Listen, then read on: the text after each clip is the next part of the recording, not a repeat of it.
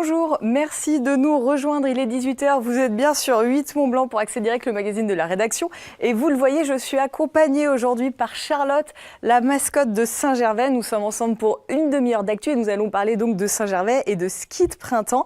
Cette émission est la vôtre, je vous le rappelle, donc n'hésitez pas à commenter et partager avec le mot-clé Accès Direct. Au programme ce soir, donc l'hiver s'achève avec l'arrivée du printemps demain mardi. Nous allons donc parler ski de printemps avec la station de Saint-Gervais. L'équipe me rejoindra dans un instant sur le plateau. Et puis comme chaque lundi, nous parlerons sport avec Seb qui me rejoindra. Nous parlerons Jeux paralympiques, foot et squash, mais aussi ski avec l'invité, l'un des responsables de l'événement J'aime Alteglisse Challenge.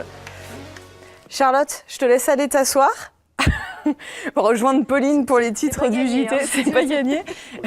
Bonjour. C'est une mascotte encombrante. C'est une mascotte encombrante. Donc les titres du JT, on va commencer par parler foncier agricole. Oui, les terres agricoles, il y en a beaucoup autour d'Annecy. En fait, il y a une association qui s'appelle Terre du Lac qui achète ces terrains au bord du lac afin de les préserver pour les exploitants agricoles. Le but, faire face à l'urbanisation. C'est Sébastien Germain qui fera le point sur ce dossier. Et puis ça va intéresser Charlotte puisque le foncier agricole, la nature, etc., ça te parle? Ah bah clairement, j'aime bien la nature. Et puis on va également aller en montagne avec la fin de la Pyramide. Oui, 33e édition qui s'est achevée samedi, une édition où il y a du jamais vu, notamment pour les conditions climatiques, il y a eu beaucoup de neige, et aussi pour les vainqueurs, que ce soit chez les filles ou chez les garçons, beaucoup de surprises. Donc Emmanuel Jotte fera le point sur tout ça tout à l'heure. Bon, Charlotte, je crois qu'il fait un petit peu chaud sur le plateau, donc je vais te laisser rejoindre tes contrées, voilà, faire un gros câlin à Pauline. Un gros câlin aussi ou pas? J'ai le droit à un gros câlin. Voilà, merci d'être venu nous rendre visite. Et puis dans un instant avec l'équipe de la station. Pauline, on va faire la revue de presse et on va commencer avec les Jeux paralympiques qui sont terminés ce week-end. Oui, qui sont terminés avec une belle initiative de la part de Marie Bochet, quadruple médaillée paralympique. Alors c'est Marie Bochet, Arthur Bochet, Frédéric François et Johan Taberly. Ils ont décidé d'occuper leur temps libre en faisant, je crois que tu aimes bien ça, du tricot et du crochet plus précisément. Du crochet, je sais pas faire. Ah bon, tu regarderas parce qu'ils font des bonnets, ils confectionnent des bonnets et les bénéfices en fait sont donnés à des associations. Donc Marie Bochet crochette pour l'association Pour que l'Anna gravisse sa montagne, Arthur Bochet pour Petit Cadeau pour Gros Bobo, Frédéric François pour Loisirs Pluriel et Johan Taberlé crochette pour l'association Vaincre la mucoviscidose. Les bonnets sont mis en vente sur leur page Facebook qui s'appelle Facebook Ski Cro au prix de 40 € en moyenne. Donc voilà, c'est une belle action. Ils ne savaient pas comment occuper leur temps libre dans les bus entre les compétitions. Donc voilà, ils ont trouvé et en plus ça fait une bonne action. Plutôt sympathique. Et puis une initiative intéressante du côté de Taninges cette fois-ci. Oui, alors c'est une ancienne journaliste qui était lassée et surtout inquiète de voir circuler de fausses informations sur Internet et sur les réseaux sociaux. On en parle beaucoup en ce moment, puisque le gouvernement veut en faire une loi, et notamment par rapport aux enfants.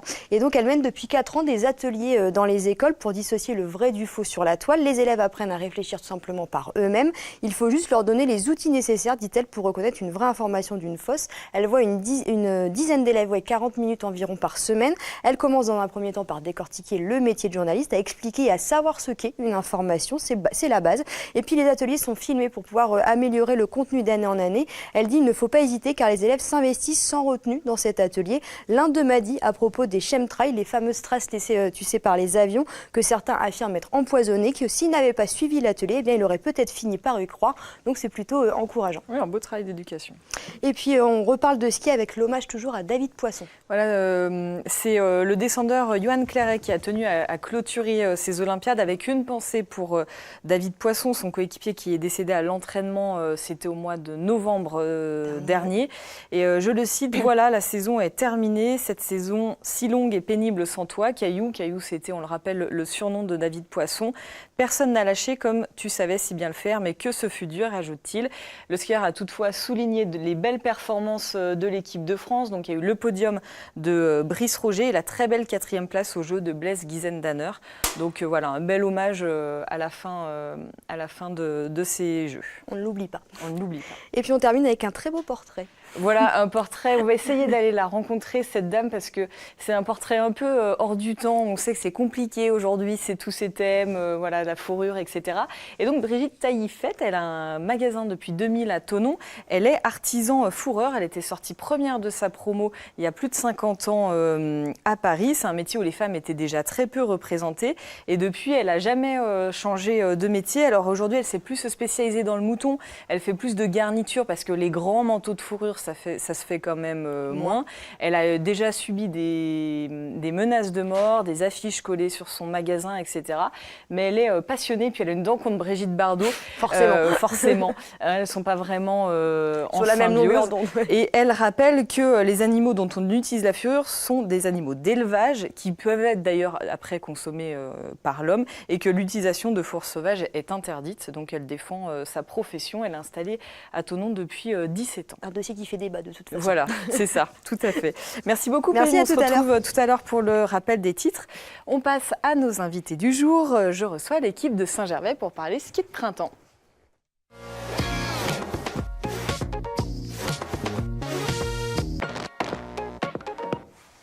Bonsoir, merci d'être là.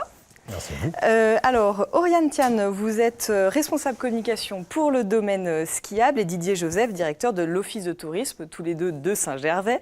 Vous venez nous parler de ski de printemps, vous êtes d'ailleurs bien équipés. Exactement. Parce que donc c'est le printemps demain. On peut considérer là que la saison de ski d'hiver est terminée? Loin de là. Loin de là. On a encore un bon mois devant nous.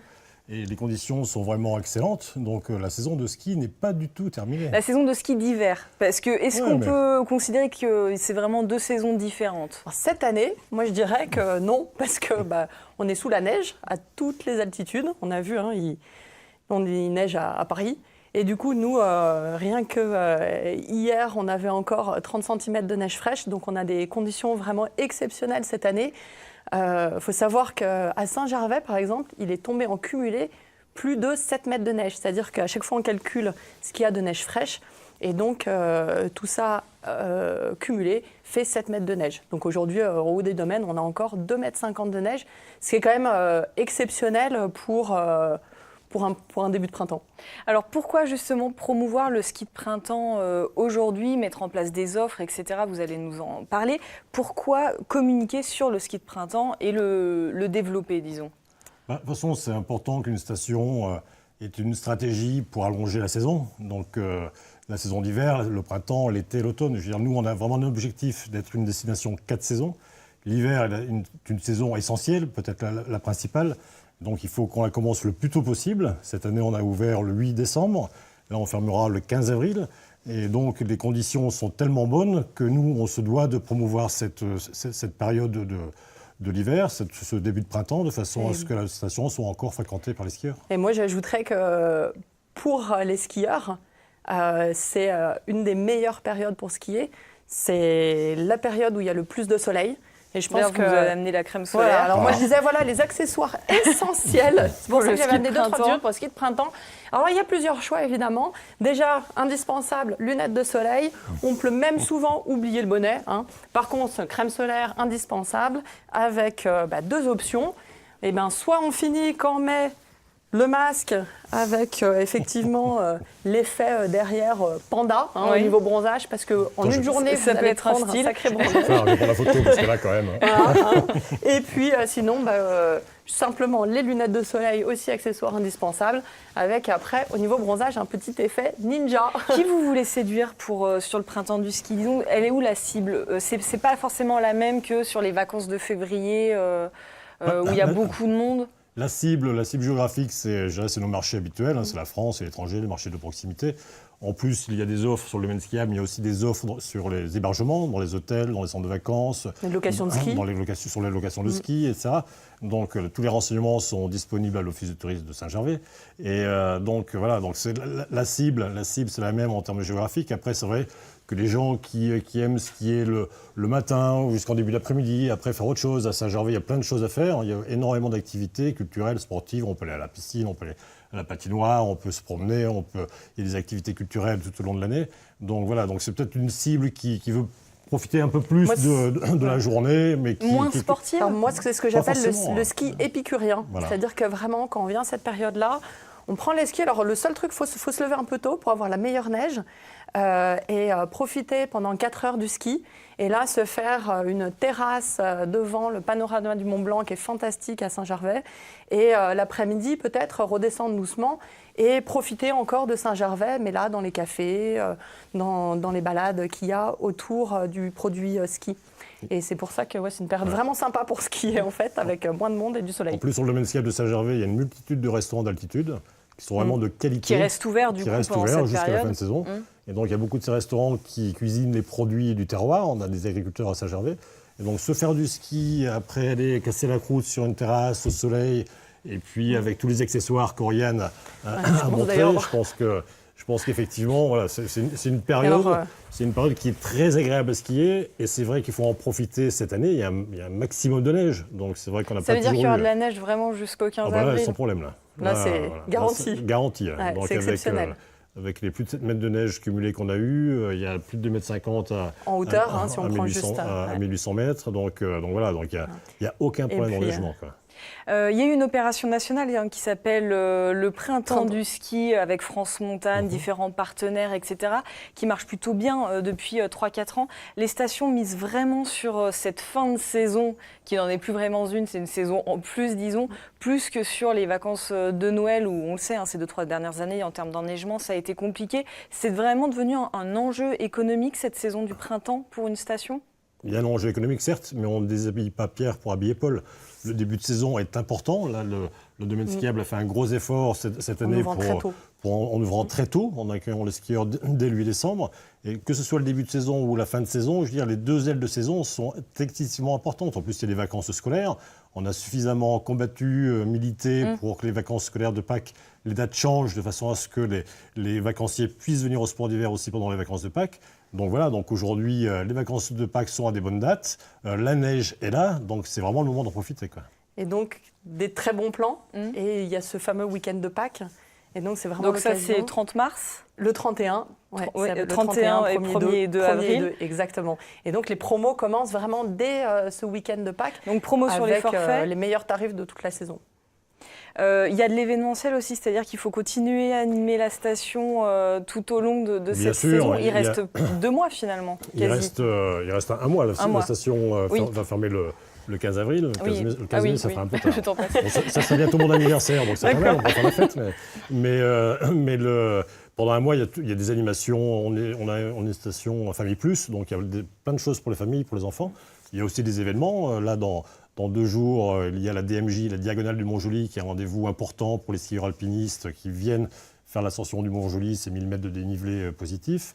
Et puis on a d'autres événements. Le 10 avril, en pleine vacances scolaires, on a la tournée des champions olympiques. On va avoir le plaisir d'accueillir à Saint-Gervais les vice-champions olympiques 2018, donc de Corée du Sud. Donc voilà, donc il y a vraiment des événements toute l'année, mais c'est vrai qu'on ne baisse pas la garde et il y a des tas de choses à faire. Aujourd'hui, ça ressemblait exactement à ça. Il y avait de la neige sur tous les... Oui, c'est ce que j'allais dire. J'allais dire, c'est presque dommage d'être là finalement. C'était fantastique. C'est pour vous qu'on est venu. Les conditions sont vraiment comme ça. Ah oui, je pense à moi, c'est bien dommage d'être là. Il fallait faire l'émission, mettre le plateau là-haut. Oui, c'est exceptionnel. Voilà, on a encore des vraies journées de poudreuse, de la neige vraiment douce. Et ça, c'est... Voilà, pour une mois de mars, et on s'attend à avoir vraiment encore des très très belles journées jusqu'à mi-avril.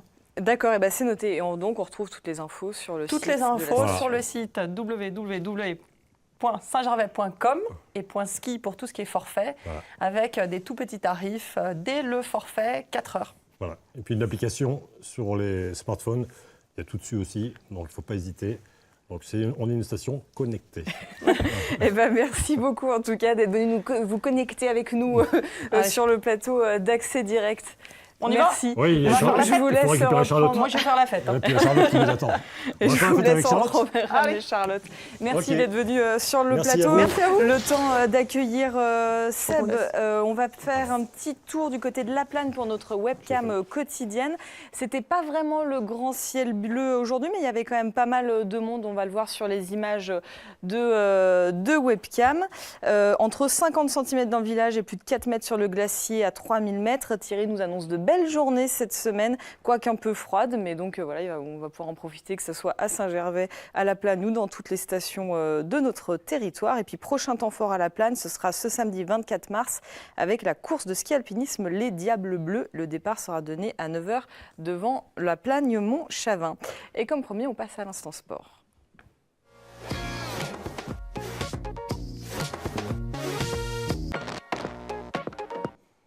Salut Seb. Salut T'as Fanette. pu faire un câlin à Charlotte ou pas Non, je l'ai raté. Tu l'as raté, zut. On va commencer avec un petit bilan des Jeux paralympiques. Oui, les Jeux paralympiques qui se sont donc achevés ce dimanche. Une dernière journée riche en médailles pour la délégation française, puisque Marie Baucher, encore elle, a remporté une 4e médaille d'or du côté de Pyeongchang en Corée du Sud en dominant le slalom. Pour rappel, la skieuse des saisies a été sacrée championne paralympique en descente, en super G, en géant et donc en slalom. Marie Baucher, c'est donc 8 médailles d'or paralympiques. Un grand coup de chapeau à cette immense championne. Félicitations également au trio Benjamin Davier, Anthony Chalençon et Thomas Clarion qui décrochent l'or en relais open 4 x 2,5 km en ski de fond. Donc voilà, un très très bon bilan pour les Français. Bah, c'était ma question. Justement, le bilan, il est comment? Il est bon? Il est exceptionnel, on peut dire. Avec 20 médailles, il est même excellent. 7 médailles en or, 8 médailles en argent et 5 médailles de bronze. La France termine ses Jeux à la 4e place du tableau des médailles. Ce n'est pas le meilleur total qui est de 31, qui date des Jeux de Lillehammer en 1994. Mais à Sochi, la France avait remporté seulement, on va dire 12 médailles. Donc c'est un très très bon total. Je ne sais pas si tu te souviens, on avait eu Christian Fémy, le directeur sportif de l'équipe de France, Skype, qui était par Skype, juste avant le début de ces Jeux. Il n'avait pas donné d'objectif principal, mais là, avec 20 médailles, là, les Français ont fait beaucoup plus que prévu. Les leaders ont répondu présent. On pense à Marie Baucher, donc 4 médailles d'or. Arthur Baucher, 17 ans, hein, très très grand espoir du ski, 4 médailles d'argent. Benjamin Davier, lui aussi, s'en est très très bien tiré. Donc c'est un très très gros tir groupé pour cette équipe de France.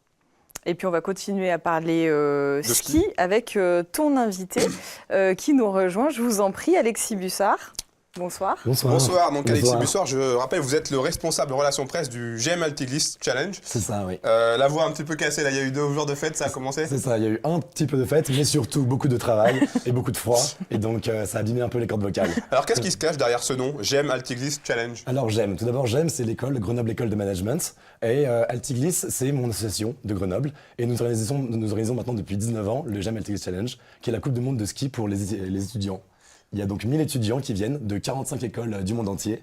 Nous avons 1000 participants avec un budget de 800 000 € et une semaine de compétition. Comment c'est né dans votre esprit? Alors nous continuons la tradition qui a commencé maintenant il y a 19 ans. Et chaque année, nous essayons de développer les épreuves. Donc il y a différentes épreuves. Il y a le challenge ski, le challenge montagne, le challenge village. Et c'est des épreuves avec un niveau vraiment professionnel, comme du slalom parallèle, du biathlon, du géant, et tout ce genre d'épreuves qu'on retrouve dans les Jeux Olympiques. C'est un peu les Jeux Olympiques pour les étudiants. Alors vous l'avez dit, 1000 étudiants qui viennent de 45 écoles différentes. Ouais. Donc c'est très éclectique. Le fait d'avoir des athlètes internationaux, ça vous donne du cachet? Oui, bien sûr. Nous, on arrive à avoir des étudiants qui viennent du Canada, qui viennent de Nouvelle-Zélande, qui viennent d'Australie. Et nous, le but, c'est vraiment de faire découvrir notre événement à tous les étudiants du monde entier. Parce qu'on a envie qu'ils participent et on a envie qu'ils soient là avec nous. Il y a des présélections, enfin, les étudiants qui participent, comment ça se passe? Ils s'inscrivent et ils peuvent participer? Alors en fait, ils s'inscrivent, oui, par équipe. Donc il y a un nombre limité forcément d'équipes. C'est des équipes de 5 personnes. Et en fait, ils choisissent le challenge dans lequel ils veulent s'inscrire. Par exemple, donc, comme je vous ai dit, il y a le challenge ski. Donc ça va être vraiment des épreuves type ski pur. Donc, mais où il y a déjà un bon niveau, quoi. Donc en fait, c'est un très bon niveau. Il y a un niveau quasiment professionnel. Et, ou alors le challenge montagne qui va être du raquette, du biathlon, de la recherche de victimes d'avalanche, du biathlon, tout ce genre d'épreuves-là. Je suis perdu du coup. Oui, le choix de Val d'Isère, c'est un choix que j'imagine qui n'est pas dû au hasard. Val d'Isère, grande station. C'est une super station, notamment avec la face de Bellevarde qui nous accueille pour les événements. Nous, c'est un choix logique parce que c'est vraiment une super station et il y a tout ce qu'il faut pour nous accueillir, que ce soit en termes de pistes, que ce soit en termes de logement, parce qu'on a quand même 1000 étudiants. Et la station de Val d'Isère travaille vraiment avec nous. Nous, on travaille avec l'école et avec la station de Val d'Isère. Et c'est ce qui nous permet de réaliser notre événement, parce que sans eux, on ne pourrait pas le faire. Et ce que eux, ils sont vraiment motivés et intéressés par le projet. Et donc, ils nous soutiennent énormément. Alors, comment se sont passés les 2 premiers jours de compétition? Eh bien, plutôt bien, plutôt bien. On a eu justement hier la première épreuve en challenge montagne, qui était la course d'orientation, qui a été remportée par l'équipe d'HEC Lausanne. Et donc là, on va continuer jusqu'à samedi prochain, les différentes épreuves. Demain soir, on a une compétition professionnelle, qui est le Rider First. En fait, c'est une compétition freestyle, avec des freestylers qu'on invite d'à peu près partout le monde. On aura Martine Martineau ou Tesla 2 qui seront là. Et donc, de gros niveau. Du très gros niveau. Il y a un prize money. Donc ça se tient demain soir et c'est ouvert à tout le monde. Donc si vous êtes sur Val d'Isère ou pas loin, vous pouvez venir, il n'y a aucun problème. Et c'est magnifique. C'est quoi l'état d'esprit du GM Altiglisse Challenge? Avant tout, c'est sportif, c'est chaleureux, c'est bon enfant, mais c'est quand même un niveau professionnel. Et surtout, nous, de notre côté, notre association, parce que du coup, on est 60 membres qui organisons depuis septembre dernier l'événement. Oui, parce que ça va prendre un temps de dingue à organiser ça s'il y a prend 1000 participants. Ça prend un temps assez important, ouais. Donc nous, on travaille dessus depuis septembre et on est 60 membres et chacun a un poste différent. C'est-à-dire qu'il y en a qui vont devoir aller démarcher les partenaires, parce que nous, on a des gros partenaires comme la Société Générale, KPMG, qui nous permettent de financer cet événement. On a des gens qui vont devoir aller démarcher les participants, donc ils vont aller faire le tour des écoles du monde entier pour essayer de parler du challenge et d'avoir des participants qui vont venir. Et on a un bureau de direction qui contrôle et qui chapeaute tout ça. Et on a bien sûr des gens qui s'occupent des épreuves, donc ils vont devoir choisir des épreuves et les organiser et les suivre en temps réel et en amont. Est-ce qu'il existe une version été? Du Jamel TV Challenge non, pas vraiment, c'est surtout en hiver. Et est-ce que ça ferait partie, parce qu'on sait que c'est une ville, et puis vous, vous êtes connu de sportifs, est-ce que dans les années à venir, on pourrait peut-être imaginer un jour peut-être l'équivalent, mais pour des sports plus estivaux? Ah bien sûr, oui, bien sûr, nous, aucune porte n'est fermée. Et justement, tous les ans, on essaye vraiment de changer et d'innover. Par exemple, là, nous, cette année, le concept qu'on a développé, c'est l'Alti Startup. En fait, le projet, c'est que c'est des gens qui ont créé leur entreprise, qui vont pitcher leur projet le temps d'une remontée mécanique, donc le temps d'une remontée sur un télésiège. Ils vont pitcher leur projet d'entreprise à un jury. Et le lendemain, il y aura les résultats et il y aura un prize money pour celui qui aura réussi vraiment à convaincre le plus les jurys. Et donc en fait, nous, chaque année, on essaye d'innover et on essaye de trouver des nouvelles épreuves, des nouveaux défis pour les participants et pour rendre chaque année en fait, le challenge de plus en plus attractif. Alors on rappelle donc c'est jusqu'à ce samedi. C'est jusqu'à ce samedi. Du côté de Val d'Isère. À Val d'Isère, on vous attend.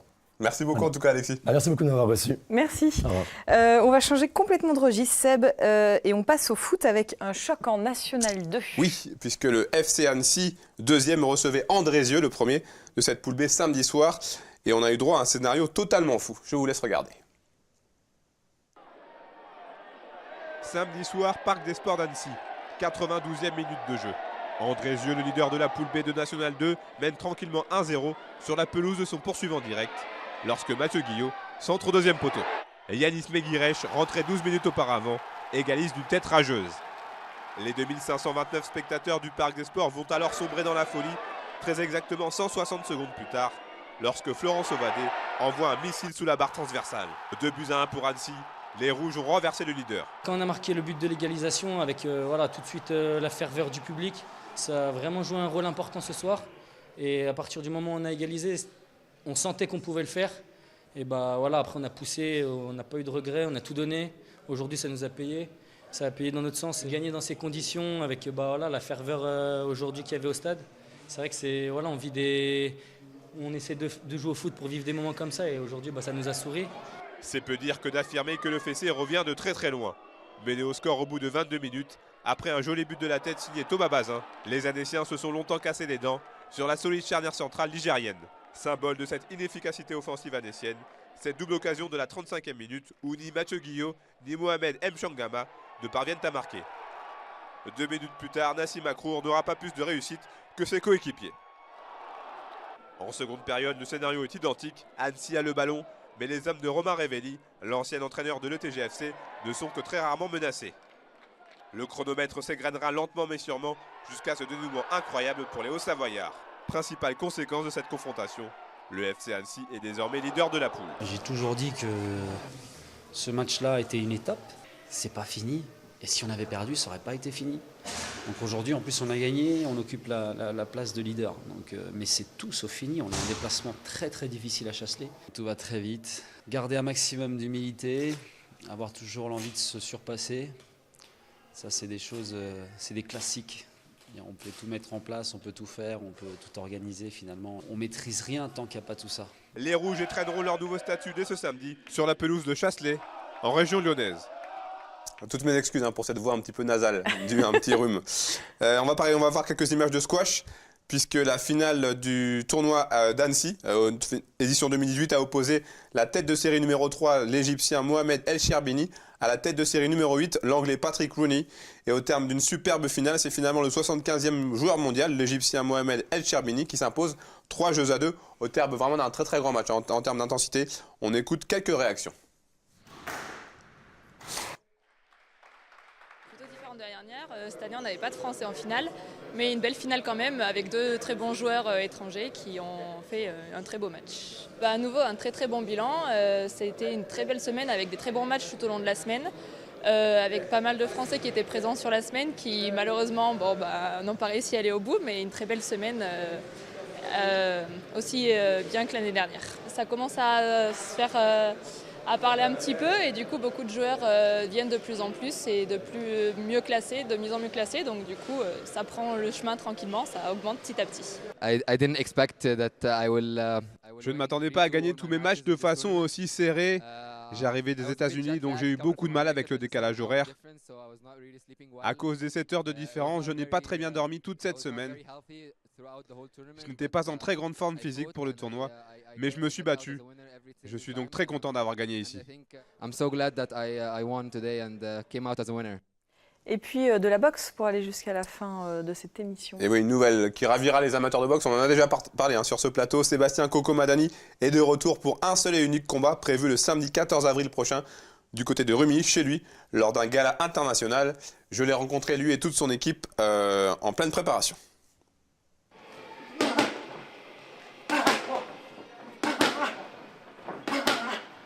C'est comme s'il n'avait jamais arrêté. La passion de la boxe est plus forte que tout pour Sébastien Coco Madani. Presque 3 ans après une défaite frustrante, l'ancien champion du monde a décidé de remonter sur le ring le 14 avril prochain. Pour 2 raisons. La première, pour boucler la boucle que je n'ai pas fini de boucler. Tout simplement parce que je suis parti sur 2 décisions un peu litigieuses. Et sur un coup de tête, j'ai dit bon, j'arrête. Et je trouvais que par rapport au public, c'est pas très bien de partir comme ça quand on nous a suivis depuis une dizaine d'années. Et aussi pour mon gamin. Donc il a toujours entendu parler, mais il n'a jamais vu à l'œuvre. Au moins comme ça, il verra. Mais surtout, ne lui parlez pas de retour, car ce combat sera bel et bien son dernier. Et fidèle à sa réputation, le champion rumilien n'entend pas faire de la figuration, même à bientôt 37 ans. Ouais, c'est un défi, mais bon, c'est pas le combat de ma vie non plus. Aujourd'hui, je me suis préparé, j'ai essayé de revenir au niveau. C'est pas évident. 3 ans après, c'est même très dur. C'est un sport que j'aime bien rappeler, c'est un sport individuel. Et là, tu peux compter sur personne, tu peux compter que sur toi. Donc ça a été dur à revenir, mais je suis content de l'avoir fait. Donc c'est un défi, oui, mais c'est pas le combat de ma vie non plus. Mais j'ai envie de finir quand même bien. Et pour cet ultime match, Sébastien Madani est bien évidemment coaché par son entraîneur de pair, qui croit dur comme fer à une fin heureuse. Je fais totalement confiance. Je sais qu'il est courageux, capable de renverser les montagnes, parce que c'est une habitude qu'il a. Voilà. Je suis un homme très sévère. Je fabrique des champions. Je fabrique pas les rouleurs de paille. C'est pas mon objectif. Autrement, belle lurette, il y a bien longtemps que je suis arrêté. Ce gala du 14 avril sera d'ailleurs placé sous le signe de la famille Madani, puisque Mehdi le petit frère disputera son premier combat WBF international. C'est le premier challenge, c'est la première fois que je fais un gros titre comme ça. Et puis c'est la première fois que je vais faire 10 rounds. Donc gros challenge pour moi, c'est ça. Ça va très bien, l'envie, on a tout le temps l'envie de boxer, de bien faire. Après, c'est le jour J qu'il faut être présent, il ne faut pas passer à côté. Mais pour le moment, tout va bien. Alors si vous souhaitez voir la légende Sébastien Coco Madani une dernière fois enfiler les gants, vous savez désormais ce qu'il vous reste à faire. Rendez-vous à Rumilly le 14 avril. Bon, tu nous tiendras au courant. Je serai sur place. Tu seras sur place. Eh ben merci Seb, je te dis à demain parce que tu prends les rênes d'Accès Direct pour la semaine. Pauline va me rejoindre pour un petit rappel des titres avant que je rende l'antenne avec un premier reportage sur la préservation des terres agricoles. Oui, c'est l'association Terre du Lac qui en fait achète des terrains au bord du lac d'Annecy et pour les préserver, pour les exploitants agricoles, pour les louer par exemple. Le but c'est de faire face à l'urbanisation. Sébastien Germain nous expliquera tout ça. Et puis on ira à Arèche aussi. Oui, pour la 33e édition qui vient de se terminer de la Pierre à Mainte. Une course avec des conditions météorologiques très compliquées et 2 vainqueurs, que ce soit chez les hommes ou chez les femmes, inédits. Donc la hiérarchie a été un petit peu bousculée, donc c'est Manu qui nous en parlera. Merci beaucoup Pauline, merci à vous de votre fidélité. Merci également à toute l'équipe. Demain, dans Accès Direct, Seb recevra les membres du réseau Solidarité Paysan, un mouvement de lutte contre l'exclusion en milieu rural. La coprésidente de Génération Montagne, Violaine Villette, qui est un événement lancé il y a quelques jours par la région pour fédérer autour du thème de la montagne. Et puis nous irons faire aussi un tour du côté des vieilles prisons d'Annecy pour une prochaine exposition consacrée à Annecy au temps de mai 68. Voilà, tout le programme, encore une belle émission. Passez une très belle soirée, à bientôt.